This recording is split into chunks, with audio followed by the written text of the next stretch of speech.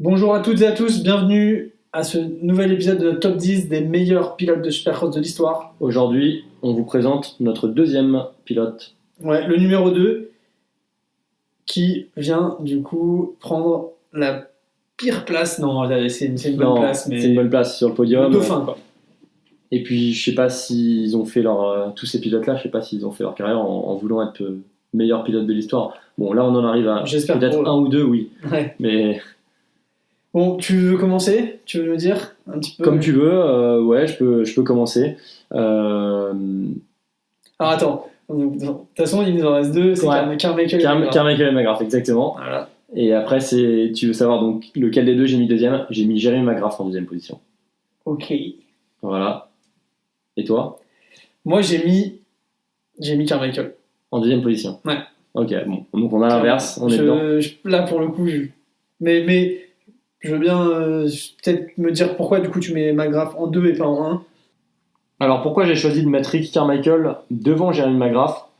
Pour une raison principalement, c'est que Ricky Carmichael a eu une carrière beaucoup plus courte que Jeremy McGrath et qu'ils ont quasiment les mêmes stats. Je trouve qu'ils ont tous les deux marqué leur sport de façon incroyable. Juste ce qui les différencie pour moi, c'est le nombre de saisons disputées. 11 saisons pour un Ricky Carmichael versus 18 saisons pour un Jeremy McGrath. Après, je vais parler de titres, mais 5 titres pour Ricky Carmichael gagnés en 11 saisons. Et à côté de ça, 7 titres, donc seulement 2 de plus pour un Jeremy McGrath gagné en 18 saisons. Voilà, après, c'est sûr que le nombre de finales remportées, ça joue en la faveur de Jeremy McGrath. 72 victoires pour un Jeremy McGrath et 48 pour un Ricky Carmichael. Mais on a quand même, pour moi, un Ricky Carmichael, il a dominé, il a gagné 3 titres consécutifs sur ces 5, 3 titres consécutifs, et ensuite il a regagné les 2 autres consécutivement. Après, c'est une préférence, je trouve que Ricky Carmichael a plus dominé qu'un Jeremy McGrath. Je sais que toi tu vas me dire le contraire.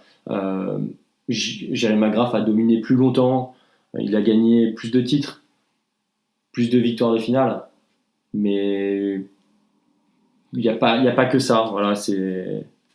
Ok, moi juste pourquoi pas? Juste dans ton argumentaire, là où je peux pas dire que je suis d'accord, c'est quand tu me dis que les statistiques sont quasiment les mêmes. En fait, moi, dans ma réflexion... Pas les statistiques, mais ce que je veux dire, c'est que en 7 saisons de plus, oui, 7 saisons, mais c'est énorme, il n'y a que 2 titres de plus. C'est énorme, c'est hyper dur à avoir 2 titres.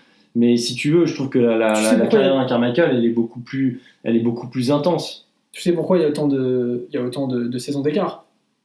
Parce que McGrath, il revient faire pour le plaisir. C'est exactement la différence dont on se parlait. C'est pour moi la limite des statistiques.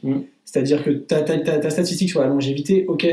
Mais déjà, est-ce qu'on peut vraiment juger là-dessus à partir du moment où McGrath, il s'arrête une ou deux saisons et il revient, il fait 2-3 saisons sur 2004, 2005, 2006, il revient pour faire le show. Il y a une image où il est en l'air avec Carmichael et ils se regardent tous les deux. Et à un moment, il était là, il faisait le tour des stades, c'était la star et la légende, et on était content de le voir, mais il était plus là. Et ça, si tu les prends en compte dans tes statistiques, ça vient tout biaiser. Mais en effet, on se parle du mec qui a des statistiques qu'il a 24 finales remportées de plus que Carmichael. Il a 2 titres de cette saison. Il a 2 titres de plus. Mais il a 2 titres de plus. C'est sûr que je m'attendais à ça parce que de toute manière, quand on parle de Jeremy McGrath, on en parle toujours comme le pilote de Supercross le plus grand de tous les temps. Je suis d'accord. Mais moi, j'ai étudié un peu plus le truc et je les mettrais presque premier ex-aequo. Mais quand on regarde bien vraiment certains chiffres, certains calculs, certaines stats que j'ai fait, par exemple le pourcentage du titre pendant la carrière, moi j'ai constaté qu'au final Ricky Carmichael avait un meilleur pourcentage de titres pendant sa carrière. Encore une fois, il y a 3 ou 4 saisons que tu peux retirer sur McGrath. Et encore une fois, on va revenir sur le sujet de dire est-ce qu'il faut prendre sa retraite dès que tu peux plus gagner pour avoir les meilleurs stats? Non, mais c'est beau.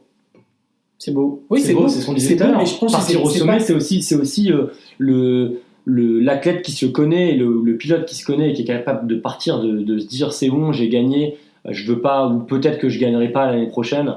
Je veux partir au sommet, qui s'arrête, c'est aussi beau, c'est aussi une force, c'est la force des grands champions. C'est de savoir partir au bon moment. Ok, mais comme dans d'autres sports, on pourrait comparer. Le mec qui a envie de continuer à rouler. Je veux dire, il a le droit de le faire, en fait, c'est... après on va en revenir à ce qu'on disait tout à l'heure, c'est peut-être pas parce que celui qui a eu une carrière plus longue, ça doit pas le pénaliser, mais ça doit pas le favoriser non plus. Non, mais du coup, prendre comme juge-arbitre, il n'y a pas que ça comme juge-arbitre un pourcentage basé sur le nombre de saisons, je trouve que c'est pas très fair play. Je sais plus comment on peut dire, mais en tout cas, je trouve que c'est pas la meilleure statistique. Forcément, qu'un mec qui fait plus de saisons, il va potentiellement finir plus tard. Il a fini à quel âge sa dernière saison par rapport à Carmichael? Il était plus là pour jouer le titre à la fin, McGrath, il faisait le show. Donc ça réduit ses pourcentages. Par contre, ces 7 titres, il les a pris dans la force de l'âge. Il a dominé comme personne ne le fera jamais. Personne ne remportera autant de titres d'affilée. Peut-être, ça arrivera peut-être plus jamais. Je veux dire, 72 victoires, titré dès sa saison rookie. Il bat Stanton, qui était une légende à ce moment-là. Il a gagné 14 Supercross d'affilée. 14 finales d'affilée. C'est la plus longue de l'histoire en 96. Après, je suis d'accord avec toi, forcément. Carmichael, incroyable. Il n'y a aucun problème. 4 titres. Il a fait face à Stewart. Il a réussi à continuer à gagner. On est sur 1 et 2, hein, donc forcément, le débat, il est serré. Non, je suis d'accord. Carrément, au contraire, c'est intéressant. Mais même moi, je vois quand tu prends certaines saisons de Carmichael. Ouais. De toute façon, c'est 2 immenses champions. Certaines saisons de Carmichael en 2005, en 2004, 100% de podium pendant sa saison.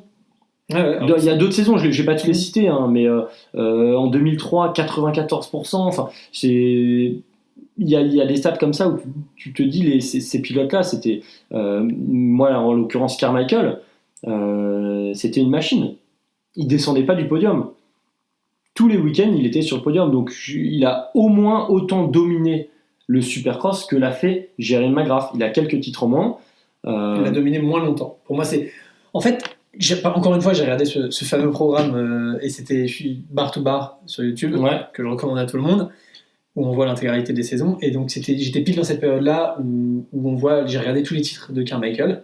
Et donc, je suis d'accord avec toi, hyper impressionnant. Et j'étais à me dire, mais attends, mais il a affronté Stewart, Reed, McGrath, il les a tous battus. Et je me disais, ok, pour moi, il va être numéro 1. Et après, pour le coup, là, j'ai regardé les statistiques. Mais justement, et l'écart est trop grand dans les statistiques. 24 finales d'écart. C'est énorme. Ouais, alors, énorme. Je vais appuyer là-dessus. Tu parles de 24 finales de différence. Mais au final, sur la carrière, la moyenne d'un McGrath, c'est 4 victoires moyenne par saison. Encore une fois. Carmichael, c'est 4,4. Donc il a un meilleur ratio de victoires par saison. Pourquoi ? Peut-être parce qu'il a une saison plus courte, mais il a quand même un meilleur ratio. Sur le papier, il a moins de finales gagnées, mais... Tous tes pourcentages, ils sont basés sur la longévité de la carrière de McGrath. Ouais, sur la longévité des carrières. Il y a 4 saisons où il fait plus de podium et il gagne plus de manches. Oui, mais peut-être que lui, dans sa tête, il était là, il allait gagner, il pensait qu'il allait gagner. On parlait d'adversité, il a pris sa retraite 1 an et il est revenu après pour faire le show. Ouais, le show plus ou moins, tu penses il monte pas sur le podium. Il monte pas sur le podium. Demande à Reed aujourd'hui, je pense pas qu'il soit là pour gagner. Non, je pense que ces statistiques-là, elles sont biaisées par ces saisons-là. Après, tu parlais d'adversité, par exemple. C'est dans notre classement là qu'on a fait de notre top 10. Dis-moi à quelle place sont les adversaires de Jeremy McGrath et à quelle place sont les adversaires de l'époque d'un Rick Carmichael. Rick Carmichael, ses adversaires, ça a été James Stewart, Chad Reed.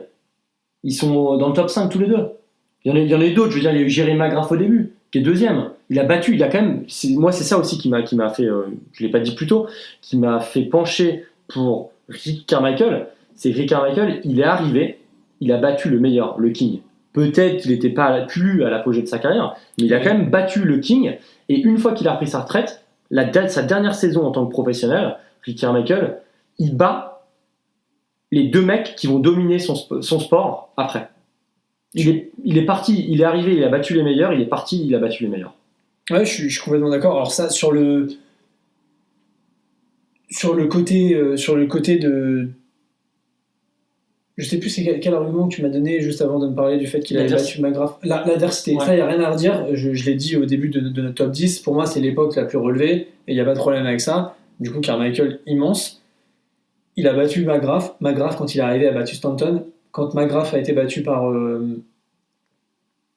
Carmichael, il avait déjà 30 ans. Et on sait qu'arriver dans ces années-là en Supercross, c'est difficile de continuer à performer. Je pense qu'on peut en débattre des heures. Ouais, après, je te rejoins. C'est deux immenses champions. Ouais. Et de toute manière, voilà, ils méritent tous les deux la première place du classement. Moi, j'ai voulu aussi ne pas me fier seulement au Jeremy McGrath, le meilleur pilote de Supercross de tous les temps, et me faire mon propre avis. Et j'ai constaté certaines choses. Donc j'ai mis Ricky Carmichael devant, mais c'est vrai que la carrière de Jeremy McGrath elle est immense, c'est le plus titré, c'est lui qui a gagné, c'est le détenteur du record de nombre de finales gagnées, donc juste ça, voilà, de loin, juste ça, je comprends ton point de vue, juste avec ça. Moi aussi, parce qu'en vrai, après je pense qu'on va conclure, mais je me suis posé cette question-là, comme toi, en voyant des images, en le voyant piloter Carmichael, je me disais, en fait, je pense que je vais le mettre lui. Après je suis retourné sur les stats et je me suis dit, c'est compliqué quand même. Il a accumuler un nombre de victoires et de titres qui sont...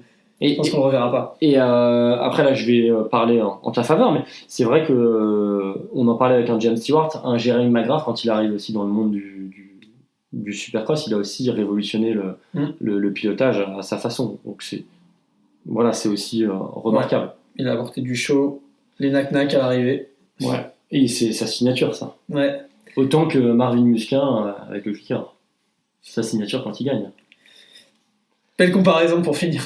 Voilà. Peut-être que vous avez un avis aussi à nous faire partager. En tout cas, vous avez vu que de notre côté, c'était partagé entre Ricky Carmichael et Jeremy McGrath. Donc, on serait content de voir quel pilote pour vous est le meilleur pilote de Supercross de l'histoire.